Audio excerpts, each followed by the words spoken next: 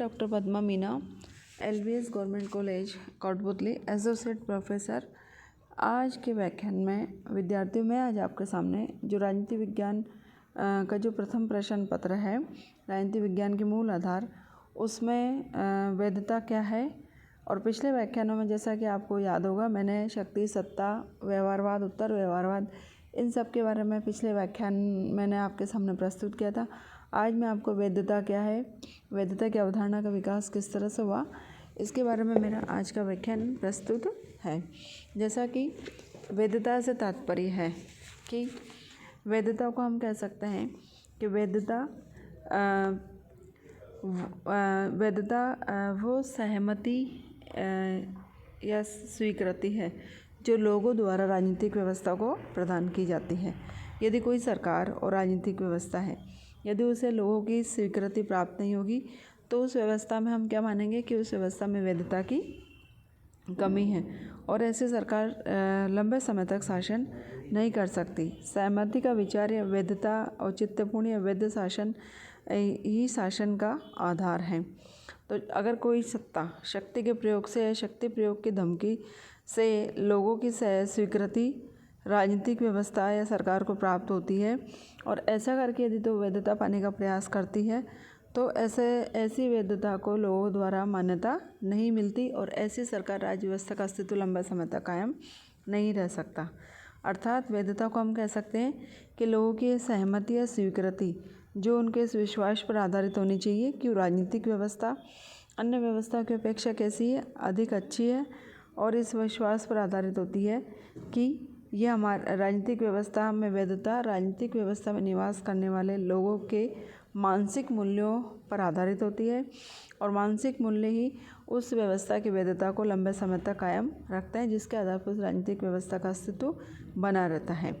तो वैधता को हम कह सकते हैं कि राजनीतिक व्यवस्था द्वारा लोगों की यदि बुनियादी आवश्यकता वैध रूप से पूरी होती है तो उस राजनीतिक व्यवस्था को लोगों की सहमति या वैधता प्राप्त होती है।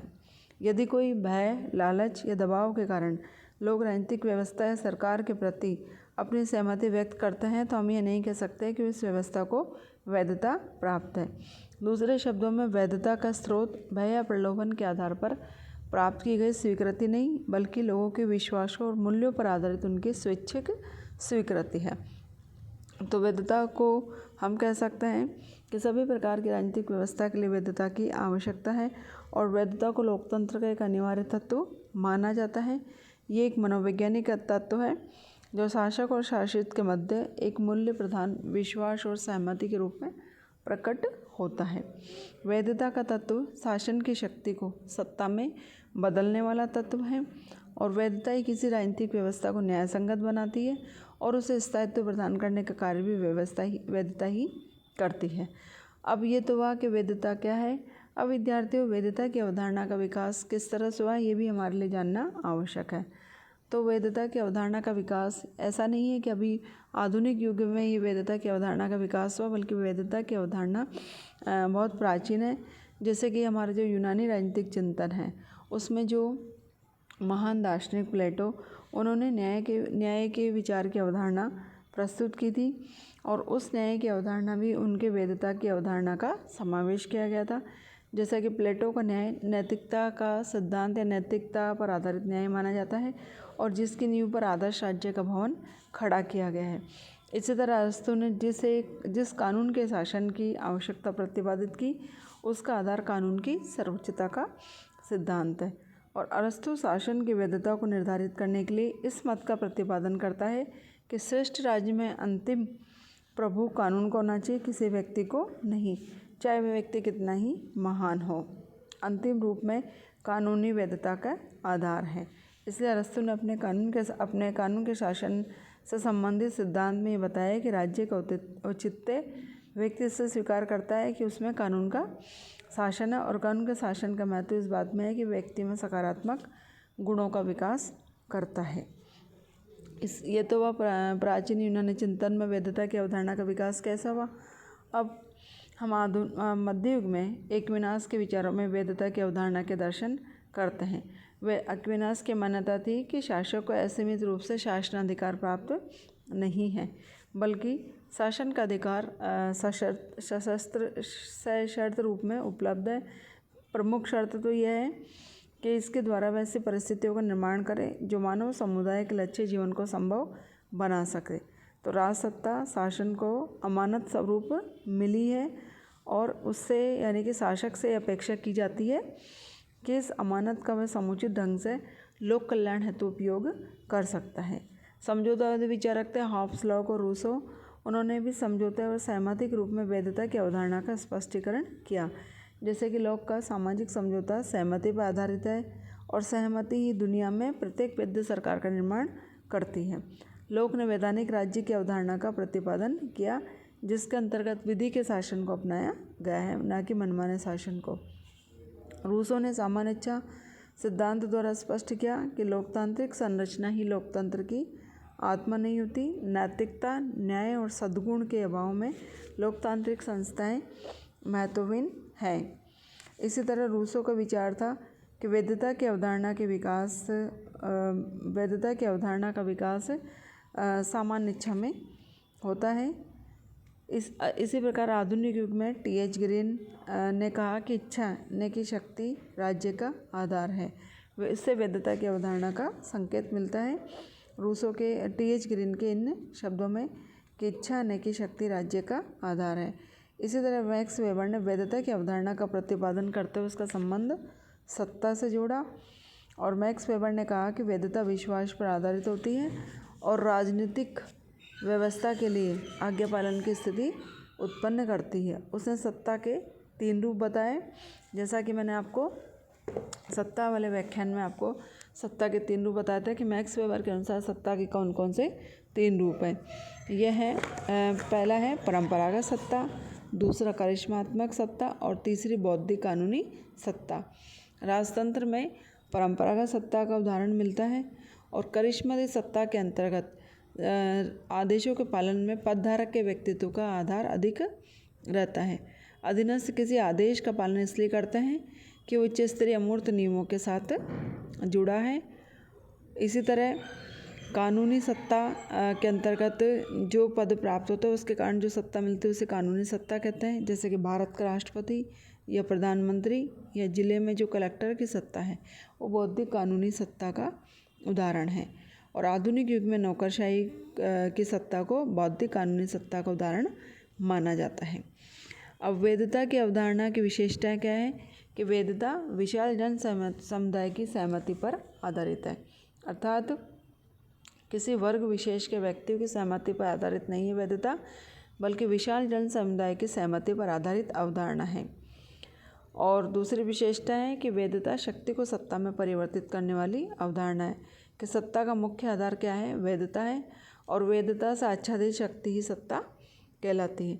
किसी भी शक्ति को सत्ता की स्थिति तब प्राप्त होती है जबकि उसने आम जनता की दृष्टि में वैधता को प्राप्त कर लिया है और वैधता लोगों के मूल्यों और विश्वासों पर आधारित अवधारणा है। और जिस व्यवस्था को लोगों के मूल्य और विश्वासों की सहमति में नहीं मिलती उस व्यवस्था को अधिक समय तक वैधता की स्थिति नहीं मिलती। भले ही वैधता उसने शक्ति या जबरन प्राप्त की, लेकिन ऐसी वैधता का अस्तित्व ज़्यादा लंबे समय तक कायम नहीं रह सकता है। तो वही वैधता स्थायित्व को प्राप्त कर पाती है जो लोगों के मूल्य और विश्वासों पर आधारित हो।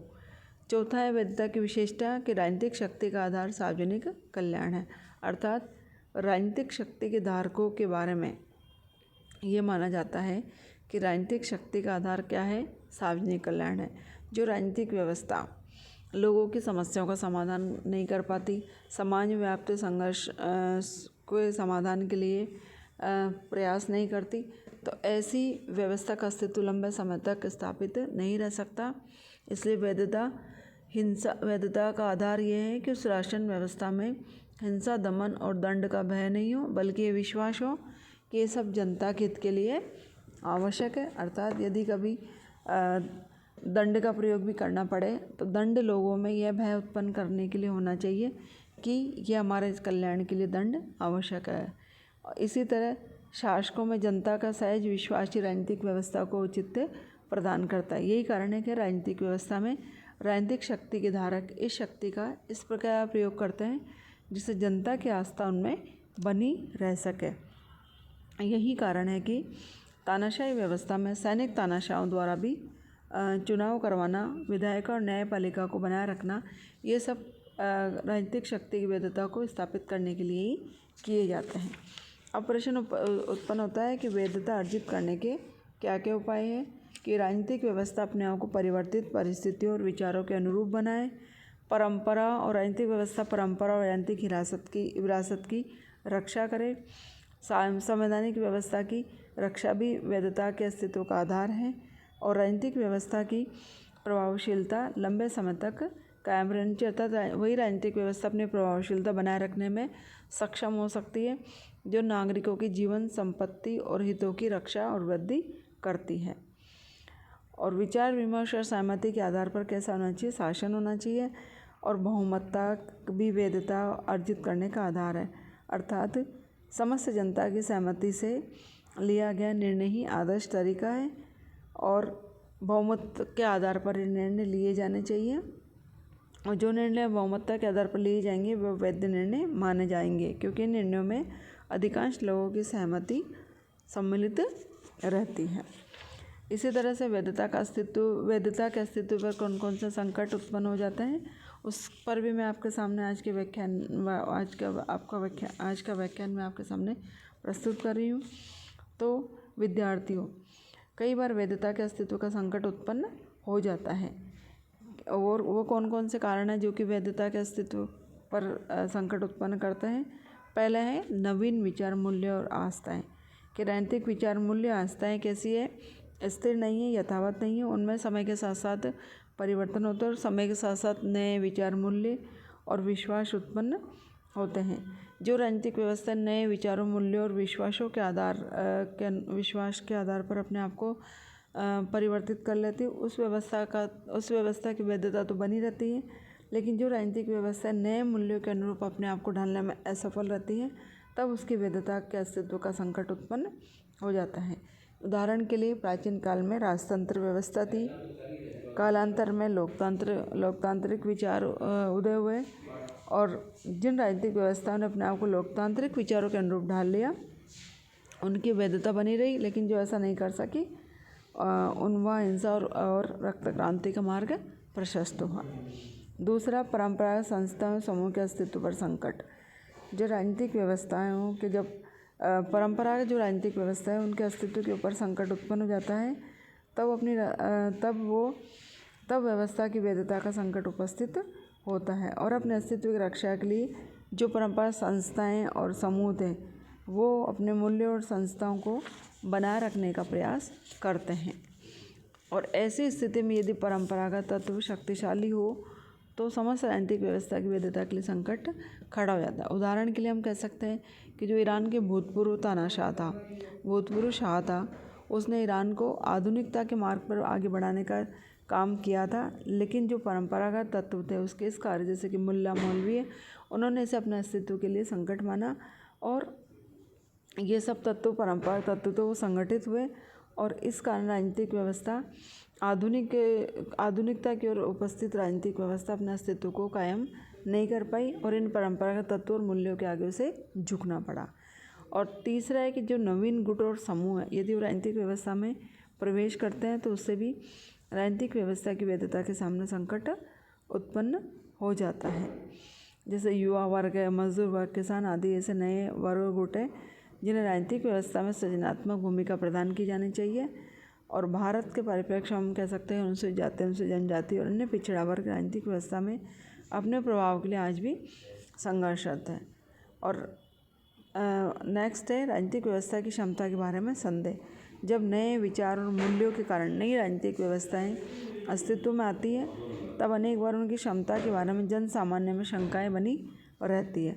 जब राजनीतिक व्यवस्था जन सामान्य के आशाओं को पूरा नहीं कर पाती, राजनीतिक विवादों का समाधान नहीं कर पाती, तब उनकी व्यवस्था की वैधता के लिए संकट खड़ा हो जाता है। और जब कोई राजनीतिक व्यवस्था अपनी प्रभावशीलता को खो देती है तब भी उस राजनीतिक व्यवस्था की वैधता के सामने संकट खड़ा जाता है। तो आज के व्याख्यान में विद्यार्थियों, आशा करती हूँ कि आप लोगों को वैधता क्या है, वैधता औचित्यपूर्णता क्या है, इसका अर्थ क्या है और वैधता की क्या विशेषताएं हैं, वैधता अर्जित किस तरह से की जा सकती है, वैधता का संकट क्या है, इस पर मेरा व्याख्यान रहा। धन्यवाद।